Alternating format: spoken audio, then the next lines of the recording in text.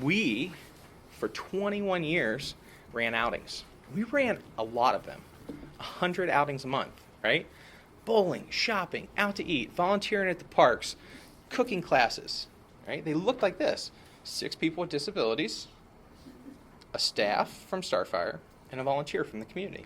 The outing started right when I came in 1987, and that was for them to get out and meet people their own age. It was very much peer-centered, just to get out and do things that just teenagers in the community did. A lot of them were not doing that. They were very isolated, and families really wanted a more well-rounded quality of life for them to get out in the community and do things they were interested in doing. The word of mouth about Starfire was great. I didn't have to recruit new members. I got tons of calls daily of people wanting to join. It's been great the way it has grown and filled a need for people.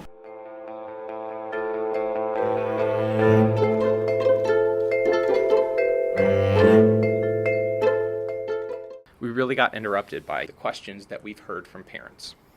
Who's going to care about my kid after I'm gone? And what was fascinating is that we didn't have an answer for that. We had created 18 years of millions of dollars spent going bowling and out to eat and shopping, and nobody had a single relationship, right, that was able to answer that mom and dad's question on their heart. And we were like, wow, that seems like a social problem, and someone ought to do something about that. And we thought maybe it should be us, which is what we got into it in the first place, right? We wanted to make a difference. We just have discovered that it's not about making the difference the way we thought it was, which was taking care of people and owning their lives, that we had to invite other people in. That's what we're discovering. One, 2, 3, 4. 1, 2, 3, 4. 1, 2, 3. I came to Starfire just a couple weeks ago. Mary called over to the music store and said they were interested in someone leading a class, and I jumped at the chance to do that. It seemed like it would be really fun work. You're coming into Starfire at a very awkward time. We are currently a day program, which means that people with disabilities meet and we provide activities for them. And that's something that we're trying to get away from. If you think about like the thing in your life that makes your life the most difficult, or that, other people see it as a negative, and you could only hang out with other people who have that same. I can see how it would be very marginalizing for folks with disabilities to all be kind of thrown together with their sole unifying factor being that they have a disability. I get that. And it's hard to talk about this stuff, but I get what you're saying.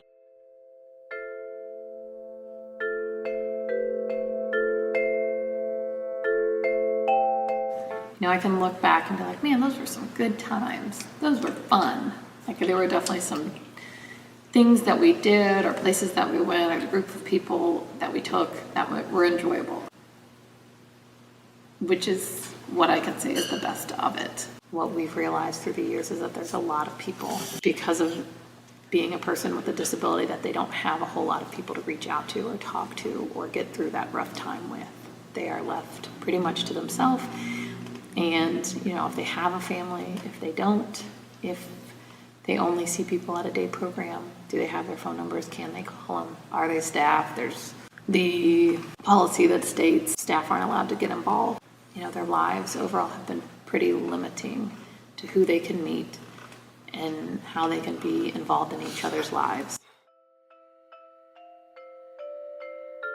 People, I think they were somewhat in denial. Then when it really was coming to the end, I've been dealing with extremely sad people. I heard one parent say they hope they don't regress back to just depending on them all the time. In an ideal world, you wouldn't need out. They'd be so involved in their community that all that would happen more naturally, like it does for us, without no one plans where we're going. We do that ourselves. So that would be great. I would love it when it got to that point, but it isn't there now, and for the older folks, it's realistically probably not going to be there. So One thing we always ask people when they come to outings, oh, what'd you do last weekend? What are you doing this weekend? And still way too many say nothing. You know, I'm just staying home to watch TV, so. We get a lot of questions at Starfire. What the heck are you doing? Why the heck are you doing that? Don't ruin my life. Don't ruin the lives of people I know. You people are crazy, and then maybe even silent. We also get a lot of people saying, this is really transformative. This is something I'd never thought of before, and this is something that I feel good about doing. So we have both of those, which we're kind of happy about, and we're just embracing.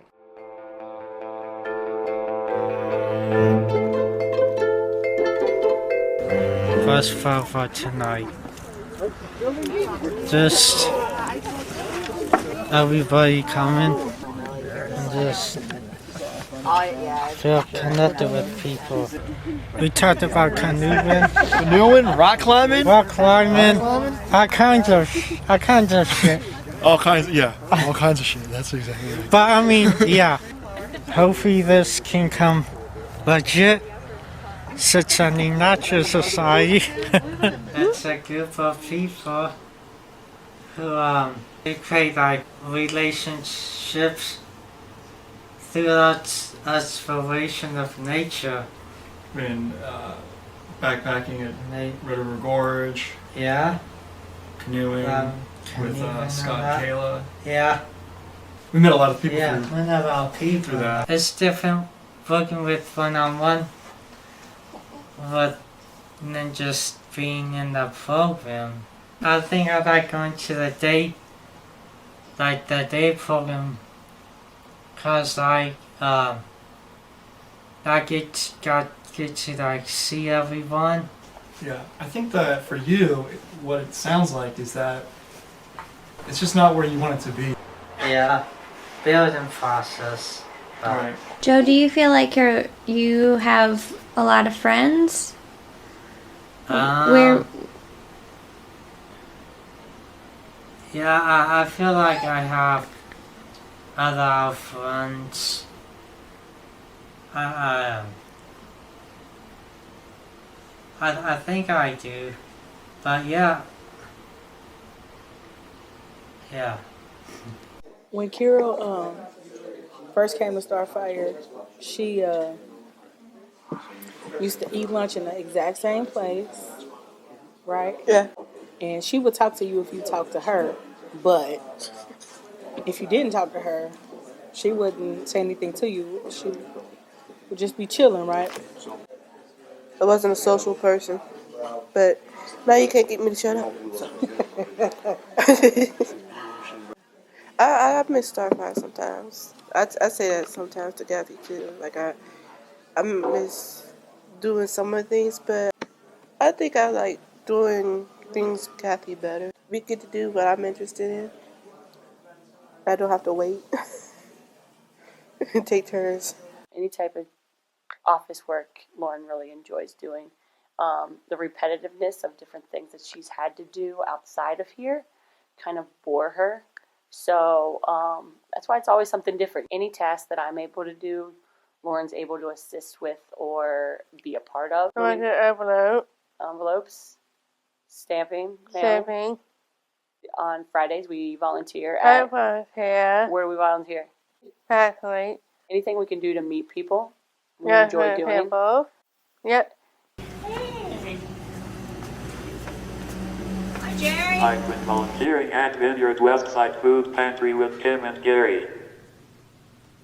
I helped cook their Thanksgiving dinner. That was a lot of work, but it was fun working with the other volunteers in the kitchen. More Brussels sprouts, Jerry's favorite. That is where a lot of our time that we've spent is here with Kim and Gary. We've met some other people, and we're not quite sure where those are going to go. When I started Starfire, working there, it was very much about short term, let's go have some fun. And even for myself working there full time, I do not think I knew people all that well. It was such a large number of people versus now getting deeper with people and spending more time with them, finding out that what they really, each person really wants, and we can keep working on things. short-term fun versus long-term enjoyment of life or quality of life is kind of where we are now, I think. Go ahead and do like your normal drill, your routine, and then I'll show you what my idea is.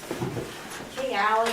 People always say, we love Friday mornings because you make us coffee and the coffee's better when you make it. It's like a little packet, so like it's not any different the day that Audrey makes it than any other day of the week, but just I think that the fact that they know that somebody's taking care of them is nice on Friday mornings. Audrey has always gravitated towards outdoor stuff, towards farming, toward just the whole Grailville lifestyle. I can just see her fitting into it really perfectly when I think of who she is. Because I like doing this. It's like one of my favorite things to do there. But why? But it makes me feel good. I think making the cards and putting them on their beds is making them feel good. They're making them feel welcome, proud of myself, and feeling good.